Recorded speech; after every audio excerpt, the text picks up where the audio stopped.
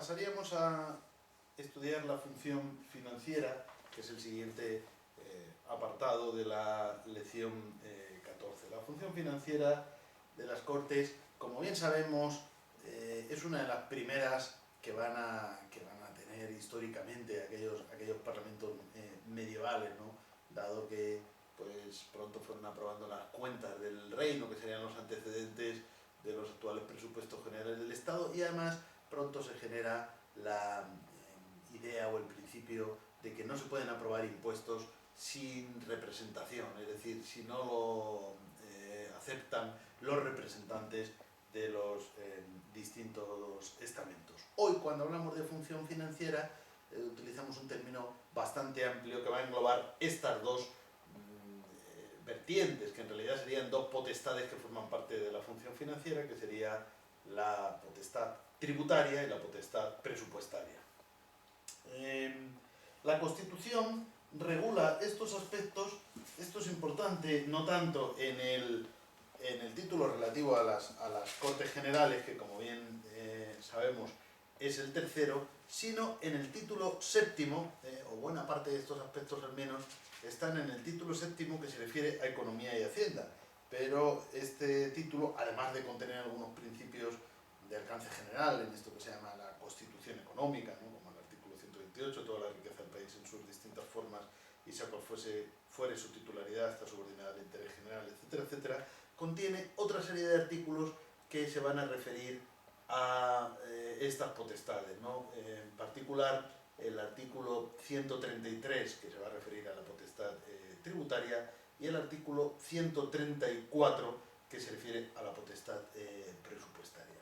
A los que hay que añadir el importantísimo artículo 135, que fue reformado en el año 2011, ampliando su contenido para regular el principio de estabilidad presupuestaria y, por lo tanto, el respeto al déficit estructural que fije la Unión Europea para sus Estados miembros y que debe ser aceptado, debe ser cumplido por el Estado y por las comunidades autónomas. Hay una remisión ahí a una ley orgánica que va a regular este déficit estructural máximo permitido al Estado y a las comunidades autónomas. Este mismo artículo regula también los aspectos relativos a la deuda pública.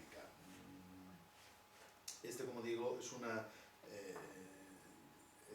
esta redacción es consecuencia de la última de las dos únicas reformas que ha tenido la Constitución española, que se produjo en el año 2011, y que desarrolla en los siguientes apartados pues los aspectos relativos, como digo, tanto a la emisión de deuda pública, apartado 3 del artículo 135, como a los límites de déficit estructural de acuerdo con lo que disponga la Unión Europea.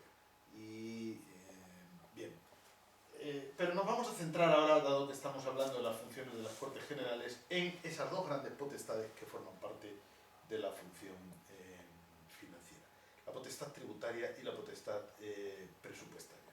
La potestad tributaria, como he dicho, deriva de aquel principio de que no pueden establecerse impuestos si no es mediante la representación popular. There are no taxes without representation, en su formulación inglesa, pero que todos los parlamentos ya desde la Edad Media tenían esa idea, aunque esta formulación que ahora conocemos más bien se fragua en la independencia de las 13 colonias, ¿no? Que precisamente se quejaban frente a la metrópoli inglesa de que eran sometidas a tributos que no habían sido aprobados por la representación. Bueno, el caso es que en el caso de la Constitución española va a ser el artículo 133 el que establece esto, que hoy llamaríamos una reserva de ley en materia tributaria. Artículo 133. La potestad originaria para establecer los tributos corresponde exclusivamente al Estado mediante ley. Apartado 2. Las comunidades autónomas y las corporaciones locales podrán establecer y exigir tributos de conformidad con la Constitución y las leyes. Bien, esto quiere decir, en primer lugar, que hay una reserva de ley, es decir, tributos solo se pueden establecer mediante ley, y segundo, que la potestad originaria para establecer tributos corresponde al Estado. ¿Eso quiere decir que las comunidades autónomas y los municipios no tengan potestad tributaria? Sí la tienen, pero es de segundo orden, es derivada, ya está sometida no solo a la Constitución, sino a la ley. La Constitución encomienda esta potestad originaria al Estado. Evidentemente, y como sabemos, tanto las comunidades autónomas como los municipios pueden establecer tributos. En el caso de las comunidades autónomas pueden tener, como estudiaremos en la lección de financiación, o crear tributos propios. En el caso de los municipios, lo único que pueden es participar en alguna medida en el establecimiento o la regulación de tributos que la ley considera tributos municipales, digamos, ¿no? Pero tiene que ser, como digo, siempre sometido a la ley. También es importante en este punto referirnos a que la Constitución establece algunos otros principios propios del sistema tributario. Estos están en el artículo 31. El artículo 31, aquí estamos viendo esta materia que, si nos estamos dando perfecta cuenta, está dispersa en distintos apartados de la Constitución. Estamos hablando de las funciones de las Cortes Generales, pero nos hemos ido al título séptimo antes, que es el relativo a Economía y Hacienda, y ahora tenemos que venir al artículo 31, que en realidad está en la sección segunda del título primero, relativa a los derechos y deberes de los ciudadanos, pero es que este artículo establece el deber de sostenimiento de los gastos públicos. Todos contribuirán al sostenimiento de los gastos públicos de acuerdo con su capacidad económica mediante un sistema tributario justo e inspirado, y aquí vienen una serie de principios que son propios del sistema tributario. En los principios de igualdad y progresividad, que en ningún caso tendrá alcance confiscatorio. Por lo tanto, esto es muy importante, el sistema tributario tiene un principio, primero un principio de justicia, que obviamente este puede ser el más genérico y por lo mismo el más inconcreto, ¿no? El que no es fácil establecer su significado, pero luego principios como la igualdad, la progresividad y la no confiscatoriedad. También se señala el principio de universalidad, porque dice todos contribuirán al sostenimiento de los gastos públicos. Por lo tanto, universalidad significa que todo ciudadano está afectado por ese deber de contribuir al sostenimiento de los gastos públicos en la medida que este deber sea desarrollado por el legislador con el establecimiento de distintos tributos, y también un principio de capacidad económica. Por lo tanto, todos, universalidad, en segundo lugar, de acuerdo con su capacidad económica, y luego, en tercer lugar, principio de justicia, que como he dicho quizás es el más amplio que puede englobar los demás, y por mismo el que es menos fácil establecer cuáles son esas consecuencias, inspirado en los principios de igualdad, la igualdad tributaria, progresividad y no confiscatoriedad. Hay que distinguir que la igualdad y la progresividad son diferentes. La igualdad significa que el sistema tributario no puede discriminar a nadie, y la progresividad significa que es compatible con la igualdad.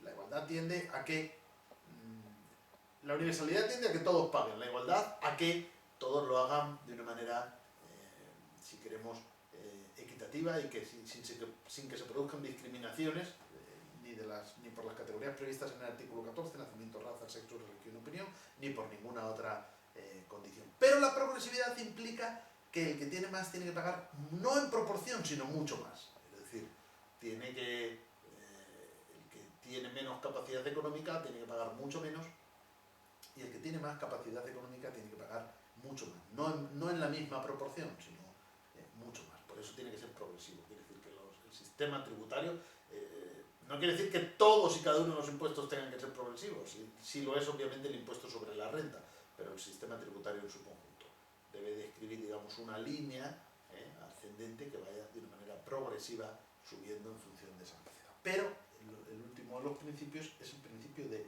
no confiscatoriedad. El principio de no confiscatoriedad limita también la progresividad. Eso significa que en ningún caso, para nadie, por mucha capacidad económica que pueda demostrar, el sistema tributario puede tener alcance confiscatorio. El alcance confiscatorio sería suponer que atenta contra la propiedad.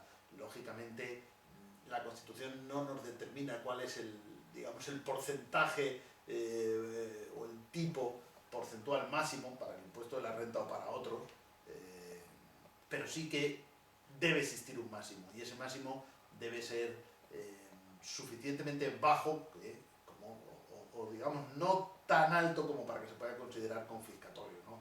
Algunos piensan, ¿no?, que todo lo que pase de la mitad de los ingresos de una persona, de la renta de una persona, a tributarlas, pues podría ser sospechoso de ser confiscatorio. Bueno, en realidad, como digo, eso puede admitir distintas interpretaciones, pero sí que es cierto que tiene que haber un umbral, un margen, a partir del cual el sistema tributario no puede subir más. Bien. Esos principios, obviamente, deben ser respetados por las Cortes Generales, porque aunque sean representantes del pueblo soberano y aunque tengan esa potestad tributaria originaria, es decir, para regular los impuestos, no solo impuestos, sino impuestos, tasas, contribuciones especiales que consideren, sin embargo, toda regulación o el conjunto de la regulación tributaria debe seguir ese criterios. Y luego, otra cuestión importante que quiero destacar, estamos de una manera bastante abreviada, pero por lo menos quiero destacar los fundamentos, ¿no?, que es lo que indica el nombre de estas grabaciones, es el 134 en su apartado 7, que le dice: la ley de presupuestos no puede crear tributos, podrá modificarlos cuando una ley tributaria sustantiva así lo prevea. Esto también es importante porque, como digo, aunque las Cortes tienen la potestad tributaria y la potestad presupuestaria a la que me voy a referir a continuación, son independientes, ¿no? La ley de presupuestos tiene una serie de especialidades importantes y por lo tanto no puede establecer tributos. Puede incidir en la regulación de tributos que ya existieran previamente. Y bien, con lo cual entramos en la potestad presupuestaria, que, bueno, dentro de la potestad tributaria, el 133 tiene dos apartados más que también voy a mencionar. Todo beneficio fiscal que afecte a los tributos del Estado deberá establecerse en virtud de ley, es decir, también una reserva de ley para cualquier beneficio fiscal relativo a los tributos del Estado. Y, en cuarto lugar, las administraciones públicas solo podrán contraer obligaciones financieras y realizar gastos de acuerdo con las leyes. Como vemos, hay un principio de reserva de ley muy amplio en esta materia tributaria, precisamente porque, como he dicho, está en la esencia de los parlamentos, de las instituciones representativas, el que sean estas las que asuman las competencias relativas a la tributación. Bien, y la potestad presupuestaria. Pues la potestad presupuestaria está regulada básicamente en el artículo 134, al que antes me he referido. Corresponde al Gobierno la elaboración de los presupuestos generales del Estado y a las Cortes Generales su examen, enmienda y aprobación. Esto es importante porque aquí, aunque la potestad presupuestaria corresponde a las Cortes Generales porque no puede haber presupuestos si no lo aprueban las Cortes Generales, sin embargo, probablemente de todas las funciones de las Cortes Generales es aquella en la cual la que se comparte con el Gobierno con una mayor incidencia o con un mayor protagonismo del Gobierno, porque la elaboración en realidad de los presupuestos va a ser llevada a cabo por el propio Gobierno. Los presupuestos generales del Estado tendrán carácter anual, incluirán la totalidad de los gastos e ingresos del sector público estatal y en ellos se consignará el importe de los beneficios fiscales que afecten a los tributos del Estado. El Gobierno deberá presentar ante el Congreso de los Diputados los presupuestos generales del Estado al menos 3 meses antes de la expiración de los del año anterior, por lo tanto, antes del 1 de octubre, ¿no?, que sería la fecha límite para la presentación de los presupuestos generales del Estado. En cuarto apartado, si la ley de presupuestos no se aprobara antes del primer día del ejercicio económico correspondiente, se considerarán automáticamente prorrogados los presupuestos del ejercicio anterior hasta la aprobación de los nuevos. Esto es algo que los españoles, creo que incluso los no juristas, pues ya saben perfectamente, dado que hemos vivido y estamos viviendo desde luego en el momento de esta grabación, es una de esas situaciones en las cuales se está viviendo esa prórroga de los presupuestos durante varios meses ya de los presupuestos del año anterior, porque el año no se ha podido iniciar con unos nuevos presupuestos aprobados. Quinto, aprobados los presupuestos generales del Estado, el Gobierno podrá presentar proyectos de ley que impliquen aumento del gasto o disminución de los ingresos correspondientes al mismo ejercicio presupuestario. Y sexto, que esto es muy importante, toda proposición o enmienda que suponga aumento de los créditos o disminución de los ingresos presupuestarios requerirá la conformidad del Gobierno para su tramitación. Esto es importante porque no solamente se refiere a la ley de presupuestos, sino a cualquier otra ley que pueda tener incidencia financiera a lo largo del año. Es decir, si alguien quiere proponer aumento de los gastos o disminución de los ingresos, aumento de los créditos o disminución de los ingresos, necesita contar con la conformidad del gobierno. Es decir, el gobierno tiene que autorizar esa enmienda para su propia tramitación. Es decir, tanto si es una enmienda a la ley de presupuestos como si es una enmienda a cualquier otra ley, como digo, pero que implique esas consecuencias. Esto tiene una gran trascendencia y le da al gobierno un poder importante, ¿no? Porque se puede oponer a la tramitación de estas enmiendas. Esto porque se supone que la responsabilidad de la elaboración de los presupuestos y luego de la propia ejecución es del gobierno y que es relativamente fácil para, sobre todo para los grupos parlamentarios que no apoyan al gobierno y que no tienen responsabilidad en el gobierno, pues proponer o bajar los impuestos muy fácilmente o, al contrario, aumentar el gasto público en determinados conceptos, ¿no? Entonces, para evitar esa posibilidad, pues se pide, la Constitución reserva al gobierno la posibilidad de impedir ese tipo de tramitación. ¿Qué suele hacerse en estos casos? Pues bueno, si la enmienda va a suponer un aumento del gasto en una materia determinada, pues que diga cómo van a aumentar correlativamente los ingresos, para que globalmente ese mayor gasto no suponga un mayor gasto en la consideración general de los presupuestos, sino que venga compensado con un mayor ingreso correspondiente, o a la inversa. Si hay un menor ingreso, pues también un menor gasto para equilibrar. Si no es así, el gobierno siempre puede impedir incluso la tramitación de esa. Bien, pero volviendo con carácter general a la ley de presupuestos. Existe también, como acabamos de ver, una reserva de ley para los presupuestos, pero también existe una reserva de iniciativa gubernamental para la elaboración de los presupuestos o la presentación del proyecto de presupuestos. La ley de presupuestos es una ley muy singular, porque es a todos los efectos una norma con rango de ley, pero tiene unas especialidades muy claras. En primer lugar, tiene un carácter anual, de tal manera que es una ley